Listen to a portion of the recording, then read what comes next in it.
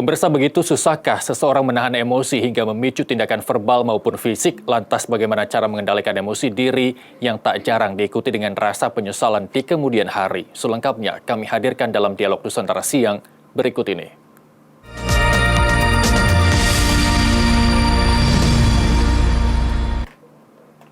Sudah bergabung bersama kami psikolog anak dan remaja sekaligus layanan masyarakat Himpunan Psikolog Wilayah Jakarta, Rahajang Ika. Selamat siang, Mbak Ika.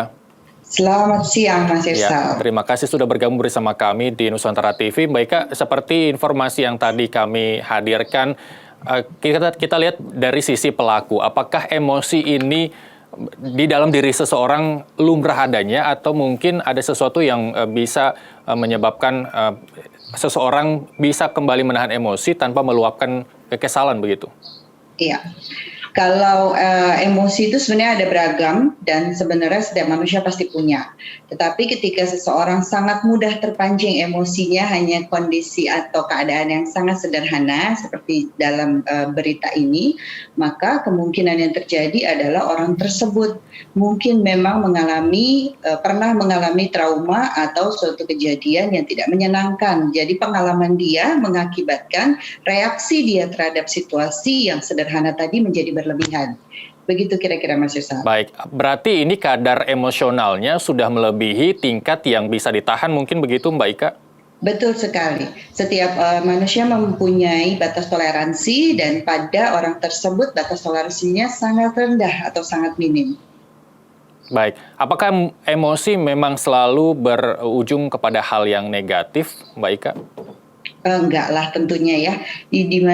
Emosi itu ada dua, ada yang baik, ada yang positif, ada yang negatif. Nah, ketika seseorang terpancing sampai melakukan perilaku yang kekerasan seperti ini, maka kami akan menduga bahwa yang bersangkutan kemungkinan pernah mengalami suatu situasi yang membuat dia merasa kondisi disabet sama Kain sarung ya, kain sarung sedikit itu aja itu dia rasakan sebagai ancaman, Mas Irsa.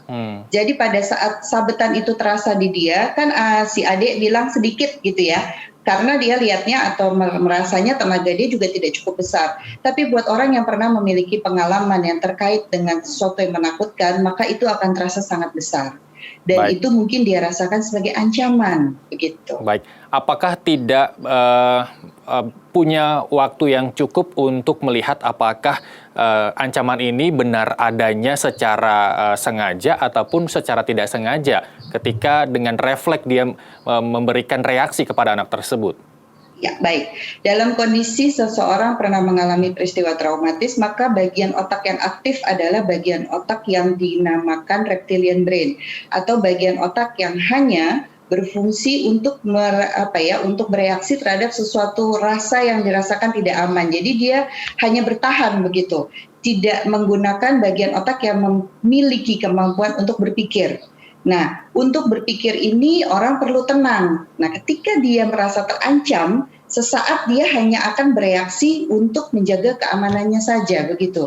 Jadi dalam sesaat itu dia tidak mampu mengakses bagian otak yang bisa untuk digunakan untuk memikirkan apa akibat dan siapa yang memukul dan seberapa berbahayanya sebetulnya keadaan saat itu bagi dia, begitu. Baik, kita singkirkan dulu pelaku yang memang punya traumatis sendiri.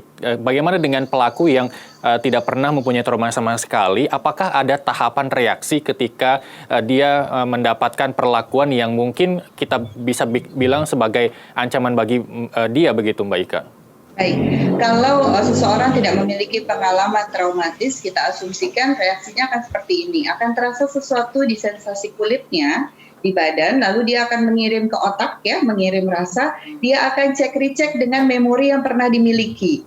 Jadi misalnya ada kena sabetan, dia akan lihat siapa yang nyabet, anak kecil, lalu dia akan berpikir anak kecil itu tidak berdaya dibandingkan dengan saya, misalnya begitu ya, dalam pengalamannya dia begitu, maka reaksinya akan berubah gitu. Jadi reaksinya tidak akan memukul, mungkin dia akan melotot aja, marah atau apapun sesuai dengan yang dia kenali dari memori yang sudah dia miliki itu. Begitu. Jadi setiap manusia itu memiliki pengalaman-pengalaman dalam hidup yang disimpan dalam satu bagian otak yang selalu bisa diakses harusnya selalu bisa diakses ketika kita menghadapi situasi baru dalam kehidupan. Begitu kira-kira. Baik, kalau tadi kita lihat di informasi sebelumnya bahwa si pelaku melakukan tindakan kekerasan terhadap anak kecil, apakah dia juga tidak berpikir terlebih dahulu meskipun dia pernah menjadi korban kekerasan ataupun traumatis dalam dirinya, bagaimana dengan pelaku yang mungkin lebih tua dari pelaku dan lain sebagainya, apakah akan melakukan hal yang sama, Mbak? Boleh dikatakan demikian, karena reaksi sesaat itu adalah reaksi yang nggak dipikirkan orangnya siapa, tapi dia lebih berfokus pada apa yang dia rasakan, begitu Mas Irsa. Jadi bukan objeknya atau orangnya yang dia lihat, tapi apa yang dia rasakan terhadap dia, dan dia langsung melakukan upaya melindungi diri. Di dalam benaknya itu adalah upaya melindungi diri, begitu. Baik. Mungkinkah pelaku mendapat traumatis kekerasan ini pada masa kecil, let's say, terus kemudian sekarang dia sudah dewasa. Apakah belum cukup rentan waktu dari kecil hingga dewasa untuk menghilangkan traumatis tersebut, Mbak? Baik, traumatis ini ada beberapa bentuk ya, dan yang pasti ketika seseorang mengalami trauma, walaupun trauma memang bisa hilang dengan waktu, Mas Irsal, tetapi apabila sumber dari peristiwa traumatis itu masih sering dia dapatkan, masih sering dia alami, atau dia masih hidup di lingkungan yang sama, maka kemungkinan dia mampu memproses pengalaman traumatis itu menjadi makin rendah dan makin rendah. Akibatnya, kejadian itu jadi terasa seperti baru terjadi kemarin, begitu. Begitu, bagi orang yang trauma itu seringkali the past becoming the present. Jadi apa yang sudah berlalu itu masih dia rasakan terus sampai sekarang. Bagian itu tersimpan di tubuhnya, makanya ketika tubuhnya yang kena, dia langsung bereaksi, begitu sebetulnya. Baik, ketika orang melakukan tindakan kejahatan atau kekerasan berdasarkan emosi, Mbak Ika, ini dilakukan secara spontanitas atau memang lebih besar kepada pengaruh pengalamannya?